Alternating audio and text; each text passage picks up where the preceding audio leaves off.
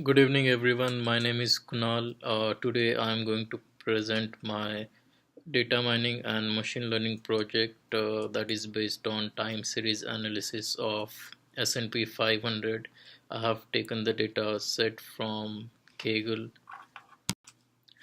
Good evening, everyone. My name is Kunal.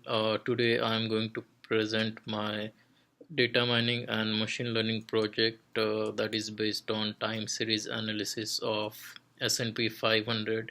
I have taken the data set from Kaggle.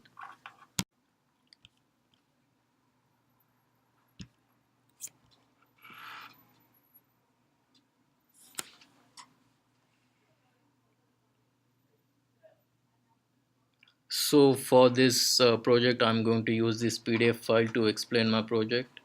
Um, explain my project. This is the content, and I'm using CRISP-DM method. There are total 6 stages in CRISP-DM: business understanding, data preparation, then modeling, then evaluation, and the last one is deployment. For modeling, I have used three models. Two of them are regression models: multiple regression and tree-based regression. The third one is ARIMA. I've also created ensemble model to combine all three models in the ratio of 4 is to point sorry point 4 is to point 3 is to point 3. So let's go to the first stage, business model. The objective of this project is to do time series analysis of stock data on the companies listed in S&P 500. I've taken three companies for this project, and also to uh, predict and forecast the volume of stocks sold in futures using time series based method like ARIMA and regression based method like linear regression tree based method. So this is the second stage, data understanding.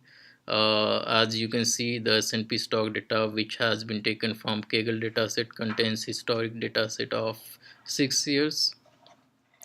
These are the attributes: date, open price, close price, high price for the day, low price for the day, the volume, and the name of the particular stock.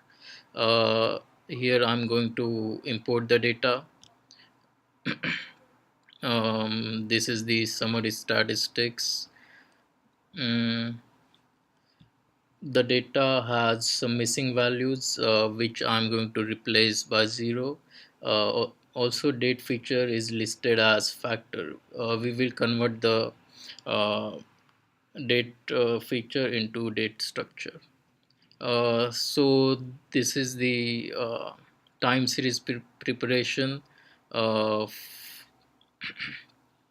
Also, I'm going to uh, clean the data in third stage.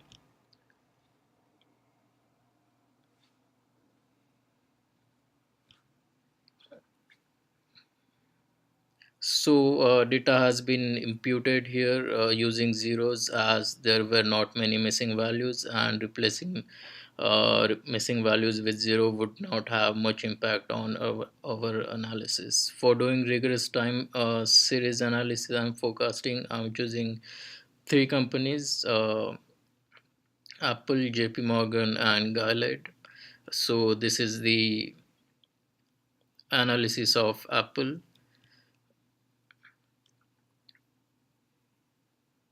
As you can see from above graph, we can observe the distribution of various attributes in dataset for Apple stocks. And as you can see, they are not perfectly normal. For JP Morgan, as you can see in the graph, it is skewed toward left. And for Gillette, as you can see, it is you could say it is normal distribution. This is the correlation analysis, and this is the graph for this. So this is the graph for correlation metrics for companies own data. These are open values, high values, low values, close values, and volume. Um, and I'm going to show you one result for JP Morgan and Gilead. There is slightly positive correlation. Now we will try to understand how the stock open, close, high and low values interact with each other. For this, I have shown this graph. The graph here shows the values of different companies and the impact of that on other companies. Now we are going to understand the structure of time series here. For Apple, uh, the above time series denotes the variation of volume and high variables over a period of time. Um, this is the graph for that. For JP Morgan, uh, the above time series denotes the variation of volume. Yeah, the same thing again as we have seen in the Apple, and the last one for Gilead. So now I'm going to detect the outliers.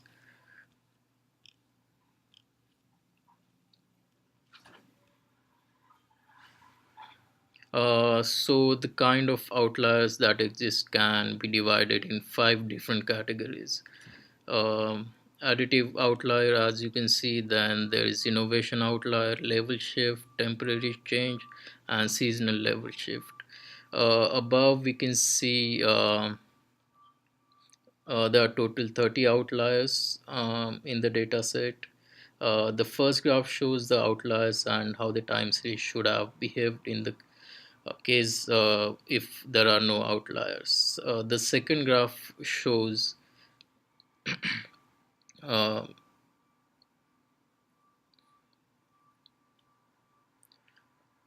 I'm sorry. The second graph shows what is happened because of the outliers. It denotes a positive or negative impact and the extent of the impact. Now this is the feature engineering. These are the derived variables. Here we are developing features from the given variables in the data set. Um, these are the technical indicators, RSI, SMA. Most of the indicators are numeric as the data we have used is numeric. Now moving forward,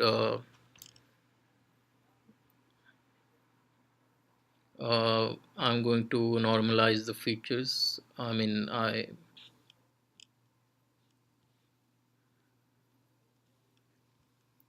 now moving to the fourth stage, modeling. For doing rigorous time series analysis and forecasting, I'm choosing three companies as I've mentioned it earlier. So for now, I have created a training and testing data set for three companies: Apple, JP Morgan, and Gilead. And we have data from 2013 to 2018. This is the graph for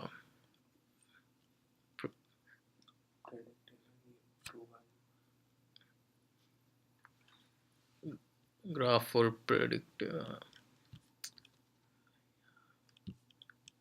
I'm so sorry. This is the graph for JP Morgan. Then this is for the Gilead.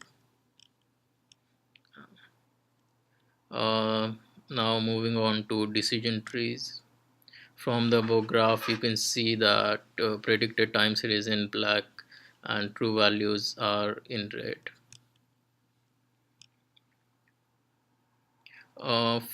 For this graph, you can see the analysis.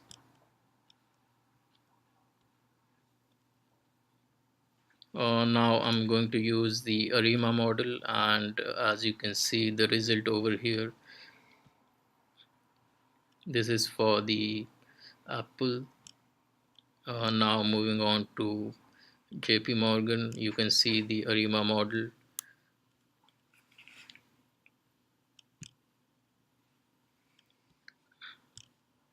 This is the forecasting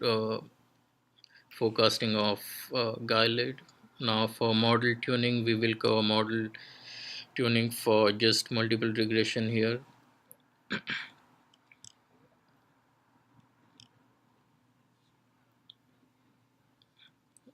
This is for Apple. From the summary above, we can see that the parameter of importance are the intercept, SMA, LMA, ADX, high and low. We'll try to fit a new model with these parameters, and if there isn't much difference in R squared values in the earlier model and model with lesser parameters, it's better choice to go with model which can explain the system with fewer variables. So this is the same thing for JP Morgan, and this is for the Guided.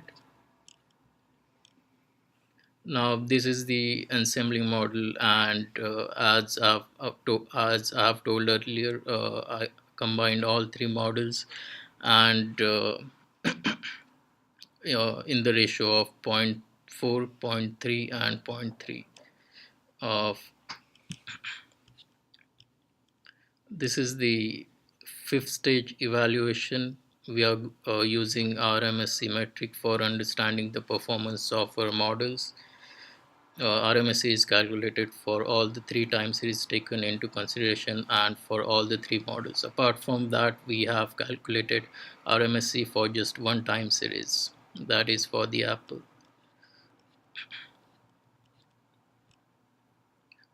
So since we have created ensemble model for just Apple, we would be observing the RMSE for it, and discussion of the accuracy would be discussed in next section.